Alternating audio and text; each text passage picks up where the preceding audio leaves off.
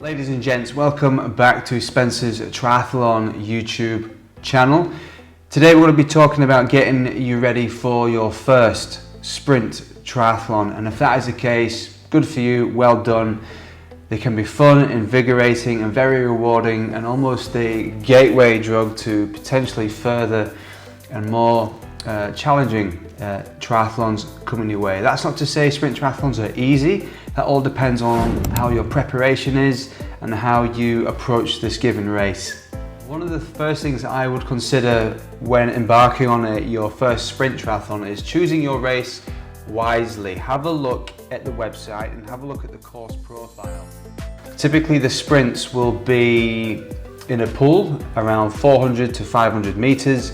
On other occasions they can be open water sprint. If this is your first triathlon and you're a little bit hesitant about the swim, I would probably push you towards the pool option, where it's a little bit different compared to your open water. Because what we have with the pool, you won't have as much sighting when you swim, essentially looking up to see where you need to go in a straight line. Because when you're in open water, it can be quite dark when your head is in the water, it can be quite murky. However, in a pool, there's lines on the floor, you can see exactly where you're going, it's nice and straight. You know you've got about 25 meters in one direction and then you're turning back another 25 meters. So I'd opt for a pool option if this is your very first one and you're a little bit hesitant about the swim. Equally, have a look at the terrain of the bike ride. Is it flat? Is it super hilly? Is it a bit undulating? So it's got flat sections and it's also got a few hills. So make sure you're confident in whatever the course profile is. So have a look at the course and see whether your bike can match that terrain. If it's a nice flat course, your bike will be fine. If it's an extremely hilly course, which will be very rare, you're going to need some friendly gears at the back of that rear cog.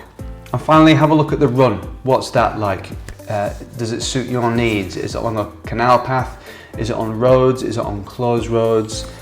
And also another top tip is have a chat with friends that have previously done this, or if you're in a triathlon club, have a chat with some members, pull the coach aside and ask them. The chances are they'll know about it if it's a triathlon that's nearby where you live. Now, in regards to how much training should you dedicate to this sprint triathlon, all depends on your previous background. You may not have a background in triathlon whatsoever. You may have dabbled with swimming as a child, a bit as a teenager, going into adulthood, and you've not revisited it for a while. If your background is swimming and you're an absolute shark in the water, you're a fish, you can go super fast, the swimming isn't going to be a major concern for you. Not a concern, but it's not going to be a real challenge for you, but you still need to do the swim training. Again, you might be better at the biking, you might be better at the running. However, I would say you need a good 6 to 12 weeks leading up to this race in order for you to finish it with a smile on your face. And regards to how much training you should do, how many swims a week, bike rides a week, and running a week, a good rule of thumb is 2 of each. So you may do 2 swims in that 7-day period, 2 bike rides, and 2 runs. However, you don't need to stick to that completely. Like I said, you might be an absolute demon in the water, and one swim a week will be absolutely fine, which allows you to focus on the other 2 disciplines, being the cycling and the running. Time-wise, you can look between anything between 3 hours a week and above. It all depends on your personal circumstances, work commitments, family commitments, so on and so forth. So we're going to need a few bits of equipment, and a lot of people say that triathlon is an expensive sport. It really doesn't have to be. All of my bikes are all under £1,000. The most recent one was £400. It was second hand, and it is super good. It is light, it is efficient. It doesn't have all the super gearings on there, which you don't need, by the way, but it would help to have, number one, a tri-suit for the swim, have some goggles, have some spare a swimming hat. The race organizer will provide one, but just in case, get hold of one. So your mate might have one, or you might need to go to a shop, ideally get one from your friends so you've got a backup swim cap. You may find that water gets up your nose quite a bit. I personally don't, so people wear the nose plugs, so you might need one of them. With the cycling, first and foremost, get a really good bike helmet, and one that's in date as well. Don't be picking up a bike helmet that's been in the garage for 10-20 years, and at worst case you've actually had a crash in it. It's going to be void, that thing. Get a new one and be safe. We need to protect that thing in between our ears, so get a good bike helmet. Yes, you also need a bike, and you need to be fitted on it correctly. Okay, now that doesn't mean you need to go for a professional bike fit, but you need to be comfortable on this bike. Your saddle height doesn't want to be too high, and equally it doesn't want to be too low, and your grips on the hoods and the handlebars need to be quite comfortable too. When it comes to your cycling footwear, yes, you can do it in trainers, but if you're going to do it in trainers, make sure you've got the appropriate pedals that suit trainers. You're going to see the most of other competitors wearing the cycling cleats. Again, you can go to your local bike shop with that and they can give you a helping hand. Equally, if you know anyone that is pretty good with playing around with the foot pedal interface with your cycling shoes, then that could be an option as well. And with the running, with your trainers, make sure they're not an old skanky pair of trainers, again, that have been locked away for 10+ years. Make sure they're actually running trainers as opposed to just like your regular trainer that you would go to the shops in. Make sure they're comfortable for you, because the likelihood with a sprint triathlon, it's 400-meter swim, it's a 20-kilometer bike ride, and then finally 5-kilometer run. Those are the typical distances. They can vary, but those are the typical bits. So training wise, let's start with the swim. If you've got a good background with the swim and you're happy doing your front crawl, crack on. If time is sensitive to you, crack on with that. Now, if you think your technique needs to be improved, we need to have a look at that, and that can be addressed by having a look at your local triathlon club. Typically they'll give you a free session. If not, you know what, join, have a go. The swimming coaches there will be qualified.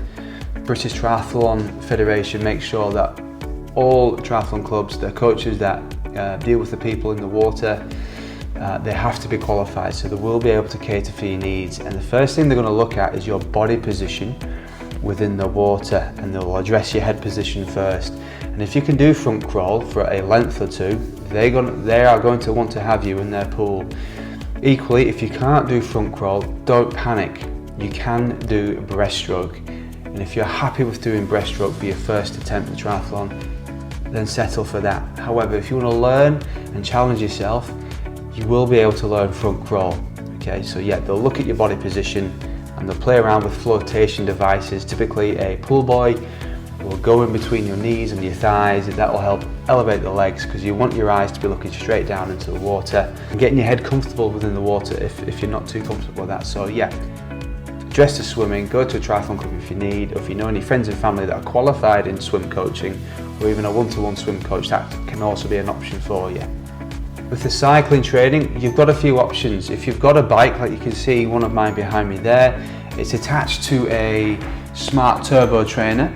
Now that's not essential, and these smart turbo trainers, they're not exactly cheap. This is second hand. I think we got it for around £800, but there's different models on the market. You don't need to spend that. Equally, you don't need to get a smart turbo trainer. You can get one that is not smart. That's not to say that it's stupid or anything like that. It'll just be that you can change the levels of gearing a little bit differently, and you can still train indoors. Again, you can also have a look at an indoor bike in your local gym, or if you've got one at home, you can have a look at that. So you've got a few different options. But you also can go outside with your bike too, if the weather allows you to. We're in the United Kingdom, so yeah, we choose our days wisely with that one. And obviously with a run, you need your trainers. However, get some decent pair of shorts, ones that aren't going to chafe the hell out of your inner thighs, or even worse, your butt crack. But essentially with all the swim, bike and run, as you start with this, you don't want to be going out there as fast as you can. Go nice and steady. I've done a separate video on easy training, which I will put a link up somewhere in this video. If not, it'll be in the description of the notes here, and it's about zone 2 training of your heart. And if that's like, what the hell are you talking about, Garth? I explain it all in that video, and it'll help you start your journey with your first triathlon. So you want to start nice and steady, so you're not leaving these training sessions absolutely ghost. Now, That is an option later down the line of increasing your intensity. If your objective, your race objective, is to finish really fast and do the best possible time, fine. However, another option might be you just might want to finish this thing with a smile on your face, again, which will lead you to other endeavours within triathlon, albeit duathlon, which is a run, bike, run. So remove the swim, replace it with another run.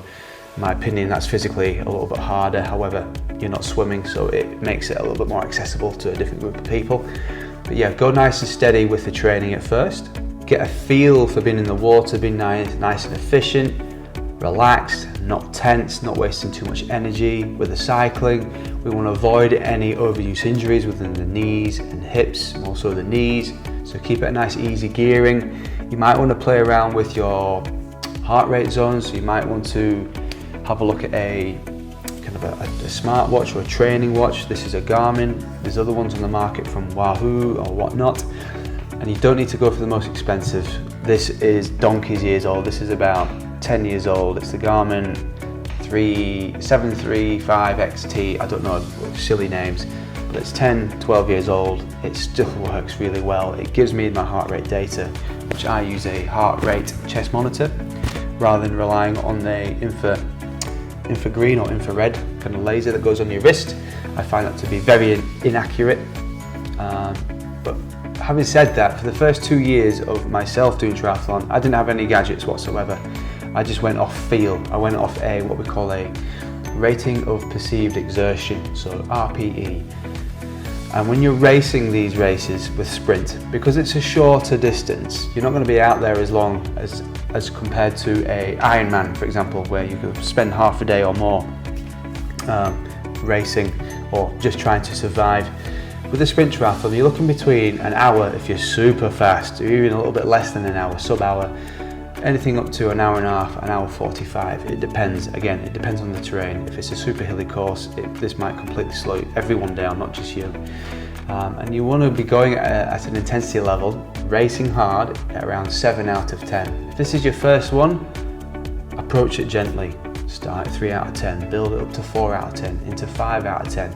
Just learn. The great thing about triathlon is that you can just do these events. It's a very friendly environment, and you can just learn from doing things. So leading up to the race day, very important thing, just to calm any anxiety or race nerves, or as I call it, I like to call it excitement. You're looking forward to the outcome which is coming your way, hopefully a positive one. They're going to send you a race briefing, typically via email, or they might have a Facebook page. But definitely they're going to have your email address, and they're going to send something out at the latest 7 days prior.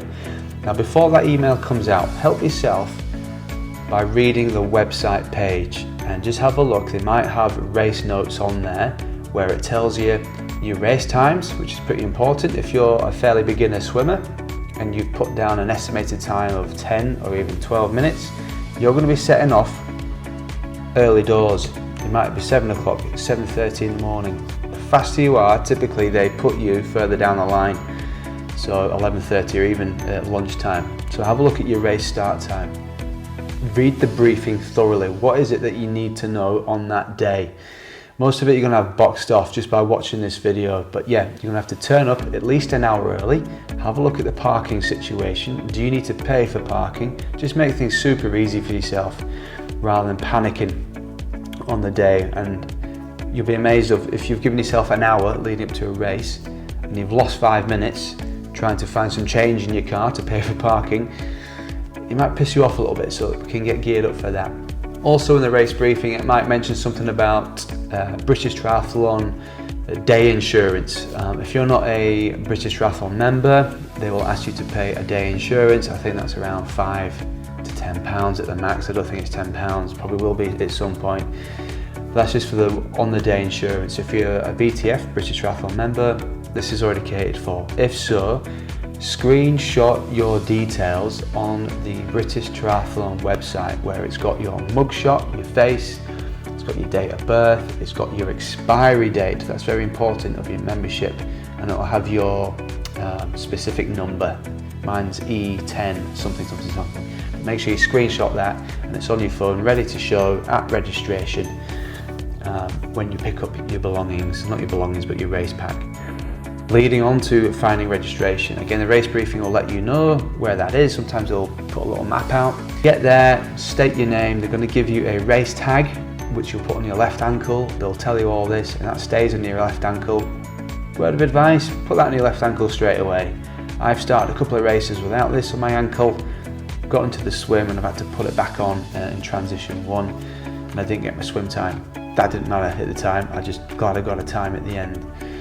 You're also going to get a specific number, and it can be useful to get a race belt which you can attach around your waist, so you just need to wear one number as opposed to using kind of baby pins all over the place, front and back, because when you are cycling you'll need the number facing backwards, and when you're running the number needs to be visible to people looking front on, so front of the run, back at cycling.